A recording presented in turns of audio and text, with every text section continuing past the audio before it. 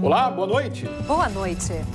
Operação do Ministério Público revela fraude na fabricação de queijo no Rio Grande do Sul. Produto de má qualidade era adulterado com amido de milho e vendido em pelo menos 23 municípios gaúchos. A Assembleia instala a CPI para investigar irregularidades na colocação de próteses ortopédicas. Comissão de Ética do Parlamento houve ex-assessor que denunciou extorsão em gabinete do deputado Diógenes Basségio. Receita Estadual desarticula quadrilha suspeita de sonegar impostos na venda de arroz. E na segunda edição da reportagem especial sobre a BR-116, a economia que gira em torno da rodovia. E em Novo Hamburgo, uma escola de skate utiliza o esporte radical para combater a violência entre os jovens. Você vai ver agora os principais fatos do dia na capital e no interior do estado.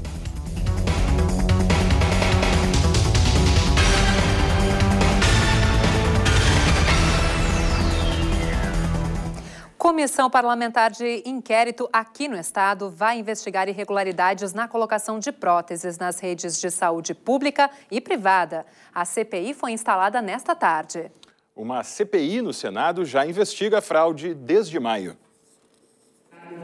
Em cerimônia com duração de 20 minutos, o presidente da Assembleia Legislativa empossou o presidente da Comissão Parlamentar de Inquérito.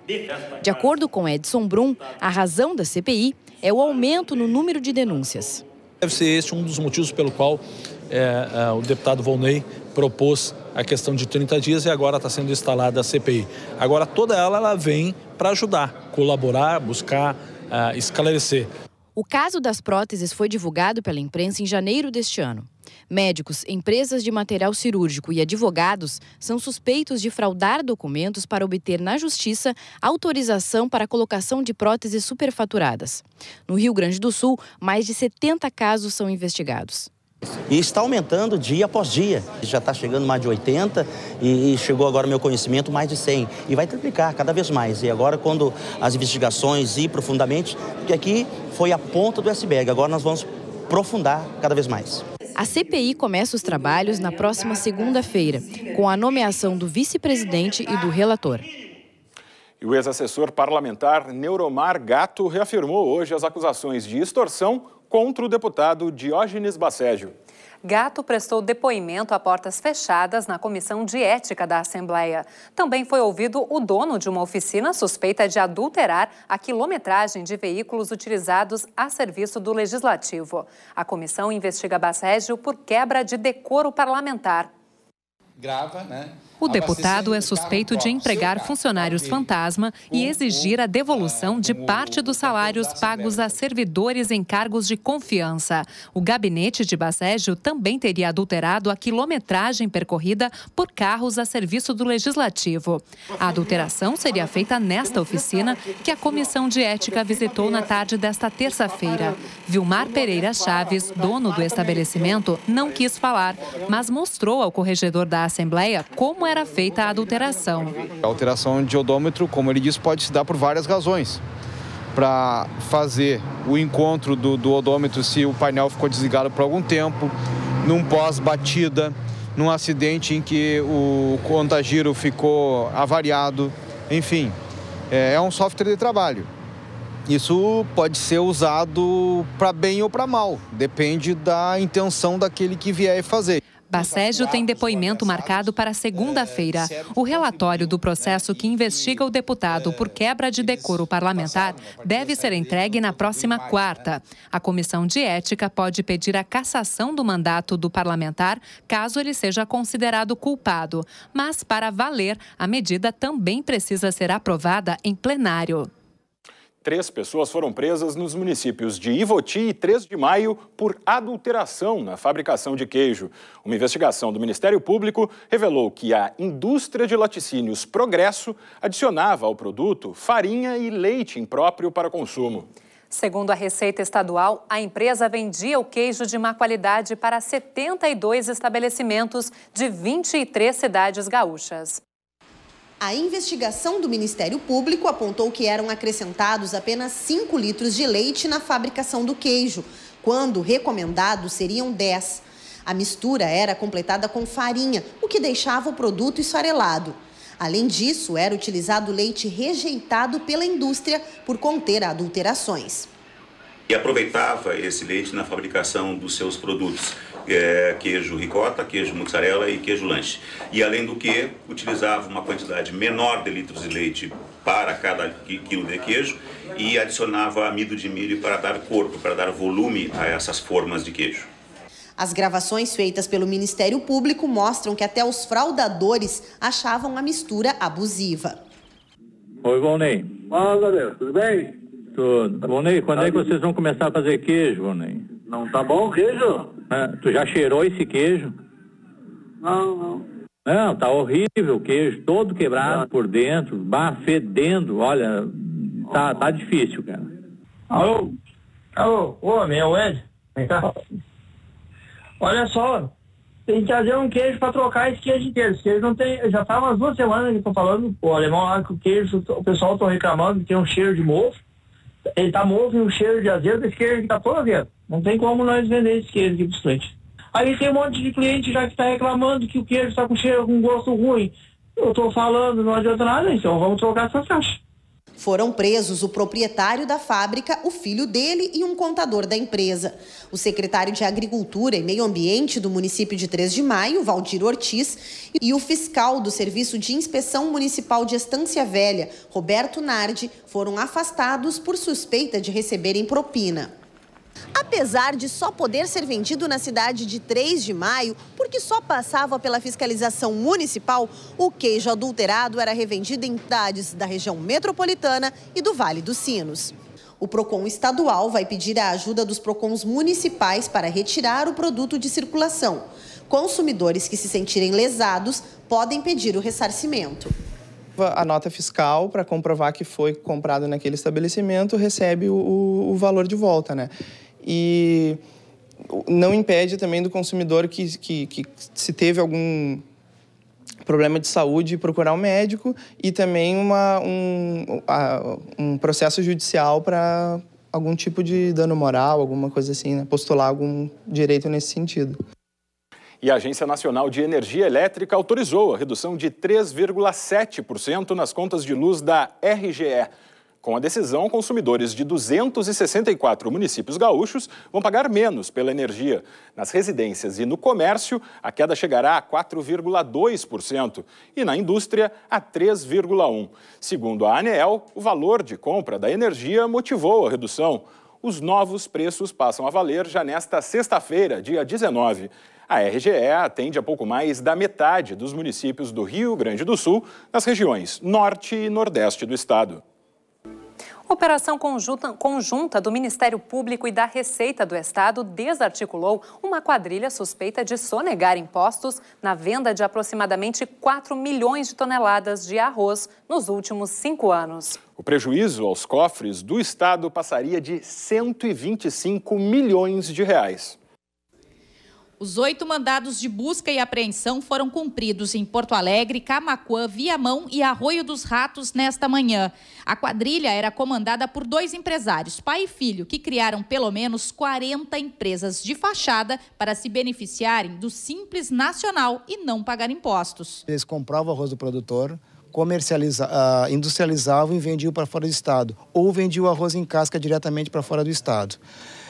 Com o quê? Eles formavam empresas fantasmas em nome de laranjas para mandar o arroz para fora do estado e não pagar o tributo devido. Essas empresas eram abertas em nome de flanelinhas, de ex-condenados, pessoas que eles arregimentavam aí na rua. Você constitui empresas em nome de terceiros, pessoas sem vínculos nenhum, sem patrimônio nenhum, utilizam dessas empresas para emissão de nota fiscal e a dívida acaba ficando em nome daquela empresa que é abandonada ou depois dada baixa e o Estado fica com aquela dívida que se chama podre, né? É incobrável. E, na verdade, quem tem o verdadeiro proveito nunca aparece formalmente como dono da empresa.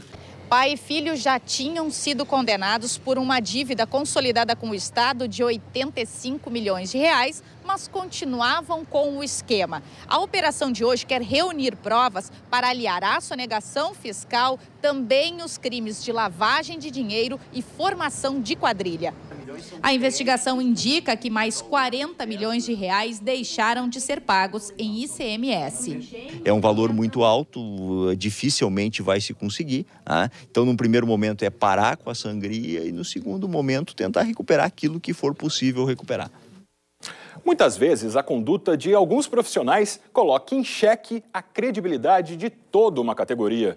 É o que parece estar acontecendo com os taxistas. Em maio, aqui na capital, um motorista de táxi chegou a ser preso por suspeita de estuprar uma adolescente. Nos últimos 3 anos e meio, cerca de 14 mil reclamações contra esses profissionais foram protocoladas na EPTC, a empresa pública de transporte e circulação. Nos relatórios de reclamações da EPTC desde 2012, o comportamento inadequado dos motoristas de táxi lidera as queixas. Somente esse ano, o item é responsável por 43,3% das reclamações, seguido da imprudência ao dirigir com 39,1%. A cobrança indevida só aparece em terceiro lugar, com 7,1%. Seguida da recusa em fazer a corrida, com 4%. O diretor-presidente da empresa pública afirma que há uma pequena redução nesses índices, mas reconhece que é preciso avançar. Segundo ele, o projeto de monitoramento dos táxis por GPS, que deve estar concluído no final do próximo mês, vai facilitar a apuração e eventual punição aos maus motoristas. Mas os passageiros precisam continuar denunciando os casos de conduta inadequada. Nós temos hoje 3.921 táxis em operação em Porto Alegre. Temos praticamente 10.500 taxistas cadastrados aqui na EPTC, então o volume é grande. Nós precisamos ter a parceria da população no sentido de retornar para a EPTC a qualidade do serviço. Para fundamentar a denúncia, é importante que o passageiro saiba o prefixo do veículo. Todas as informações do motorista devem estar visíveis no documento chamado carteirão. Circular sem o documento é infração grave e o permissionário pode perder a concessão. As reclamações podem ser feitas pelos telefones 156 ou 118 ou diretamente na EPTC. Em casos mais graves, onde acontece violência ou agressão, além de fazer a reclamação à EPTC, o passageiro também deve fazer a ocorrência policial. É que junto à EPTC, o taxista vai responder apenas administrativamente. Mas com a ocorrência policial, ele pode até responder criminalmente pelos seus atos.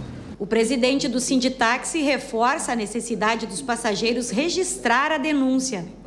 Ele também afirma que é necessário investir na formação dos profissionais. E às vezes, até 2004, quem não sabia fazer nada e tinha carteira de motorista podia se transformar em taxista da noite para o dia. A partir de 2004 é necessário o curso de formação profissional. Porque não é necessário ter estudo, é necessário ter urbanidade, ter educação e honestidade. E é isso que nós queremos para prestar um bom serviço. Que o usuário espera do táxi isso, um serviço honesto, um taxista limpo e educado. Canoas, na região metropolitana de Porto Alegre, vive a realidade de um município dividido ao meio por uma via expressa. O trecho da BR-116 que passa pela cidade é um dos mais movimentados da região sul do país. Na segunda reportagem da série sobre a rodovia, veja como a BR contribui para a economia do município. Por ser uma cidade cortada pela BR-116, Canoas é cheia de histórias que cresceram no entorno da rodovia. Histórias como a desse hotel aqui, que tem a sua porta principal colada no asfalto.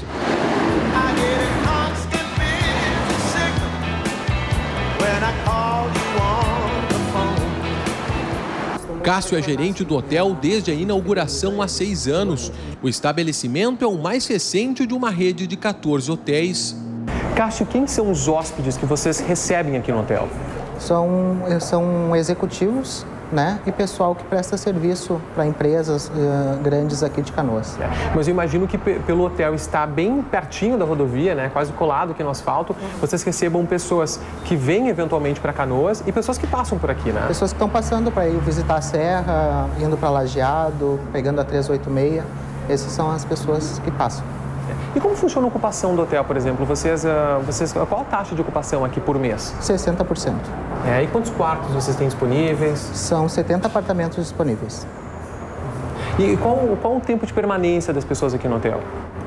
Máximo 2 dias. E, Cássio, tu pode contar alguma história assim, interessante, alguma coisa engraçada que tu tenha vivido aí enquanto gerente do hotel, desde que o hotel está funcionando, desde agosto de 2009, né? Agosto de 2009, isso mesmo. Dá para fazer um livro de tantas histórias, né? Conta uma para nós. Uma delas, assim, de hóspedes que nos frequentaram no ano passado, foi portugueses, né?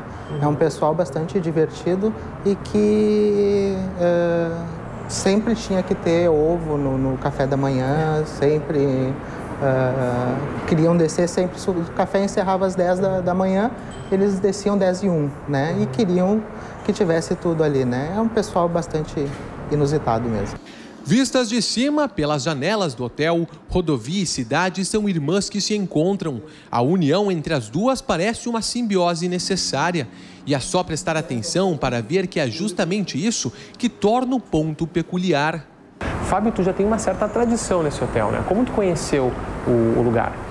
Então, eu sou empresário aqui, tenho uma filial que presta serviço aqui na região de Canoas e justamente por essa facilidade do hotel, nessa localização que ele está beirando aqui a BR, que para mim é primordial a saída para eu poder visitar meu cliente e o retorno. Então, passando num dia, durante o projeto de implantação desse meu cliente, eu acabei optando por aqui pela essa comodidade e facilidade. Então, você já foi bem ao acaso, né? Já. Não tinha nada planejado. Não. Viu ali, passando pela rodovia? Isso. Optei por aqui justamente assim, porque basicamente a facilidade do hotel é justamente para você poder descansar. Então, durante o dia você está na correria, atendendo o cliente, cuidando de funcionário, né? Então, você vem para cá justamente para descansar. E no outro dia começa tudo de novo cedo, né? Então, automaticamente, você tem que ser uma coisa mais tranquila, justamente de facilidade de acesso, né?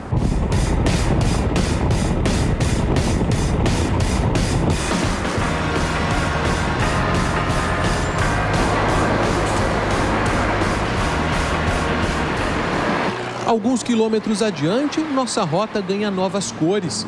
De repente, em meio ao cinza da rodovia e ao metálico dos carros, uma estação de trem oferece aos usuários uma pequena amostra do que seria um oásis em meio ao deserto.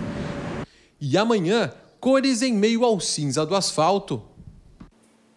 Lembrando que no nosso site você pode assistir a íntegra do programa que deu origem a essa série de reportagens. O site, você já sabe, é o www.tve.com.br. Estão abertas as inscrições do ProUni para o segundo semestre de 2015. Este ano, o número de bolsas aumentou e a maioria delas é integral. Para cursar enfermagem nesta universidade privada, Juliana teve que tentar 2 vezes uma boa nota no Exame Nacional do Ensino Médio, o Enem. No primeiro ano eu não conseguia, eu consegui a bolsa no curso técnico, e no segundo ano eu consegui. Fiquei na lista de espera, mas consegui. Além de atingir mais de 450 pontos na média do Enem em 2014 e não zerar a redação, Juliana também cursou todo o ensino médio na rede pública. A renda familiar dela, da mãe e do pai, fica no limite de 1,5 salário mínimo por pessoa. Requisitos para ganhar a bolsa integral do ProUni. Se eu não conseguisse pelo ProUni, eu não teria condições de fazer. Então, para mim foi ótimo, né? Estou aproveitando o máximo, assim, porque não teria condições. Então, para mim, foi uma ótima oportunidade mesmo. Para a bolsa parcial, o limite é de 3,5 salários mínimos por integrante da família. Também podem concorrer às vagas do ProUni bolsistas de escola privada no ensino médio, pessoas com deficiência e professores efetivos da rede pública. Na etapa de seleção deste segundo semestre, serão 116 mil vagas no país, sendo 8.088 em universidades gaúchas. As inscrições são feitas exclusivamente pelo site do ProUni, entre hoje e quinta-feira. Não há taxa de inscrição e o estudante pode indicar 2 cursos na ordem de preferência. O esporte ajuda e muito na inclusão social. É o que mostra um projeto desenvolvido em um dos bairros mais violentos de Novo Hamburgo. A cidade ganhou a primeira escola pública de skate. Veja na reportagem da TV Fevale. Marcos ainda é jovem, mas tem consciência suficiente para admitir que se não fossem por essas 4 rodas em cima de uma prancha, ele certamente poderia estar envolvido em algum tipo de atividade criminosa. Ele mora no Quefas, que é um dos bairros com os maiores índices de criminalidade de Novo Hamburgo. E é justamente lá que um projeto da Coordenadoria de Políticas Públicas para a Juventude está atuando com o objetivo de transformar a vida de crianças e adolescentes. É bom ver que o pessoal está investindo numa coisa que a gente gosta de fazer. Então isso vai fazer muito bem para todo mundo, porque podia estar na rua fazendo qualquer coisa errada e a gente está aqui andando de skate e se divertindo. Quem participa das aulas também tem a oportunidade de trabalhar no local, auxiliando o professor e cuidando dos equipamentos. O responsável por ensinar os alunos é também o doador dos materiais utilizados nas aulas. Comecei da idade deles, geralmente com 15, 16 anos, eu comecei lá atrás. E hoje em dia vem essa gurizada andando de skate, convidando os amigos a vir andar. E o skate é um transformador, ele leva, né, para os jovens, leva a amizade, aprender a cair, aprender a levantar. E é impressionante, é gratificante para nós assim, ver essa nova geração dando continuidade ao esporte. Por enquanto, as aulas acontecem nesta pista improvisada. Como o espaço ainda não é o ideal, outra pista vai ser construída com o piso correto para a prática do skate e num espaço bem maior, para quem sabe receber ainda mais alunos. Vai, 1, 2, que foi? E nós voltamos com novas informações amanhã, um pouco mais cedo, às 7 da noite. É que a TVE transmite ao vivo nesta quarta-feira, a partir das 7h45 da noite, o jogo do Brasil e Costa Rica pela Copa do Mundo de Futebol Feminino. Até amanhã, então, mais cedo. Boa noite. Uma boa noite para você e até amanhã às 7 da noite.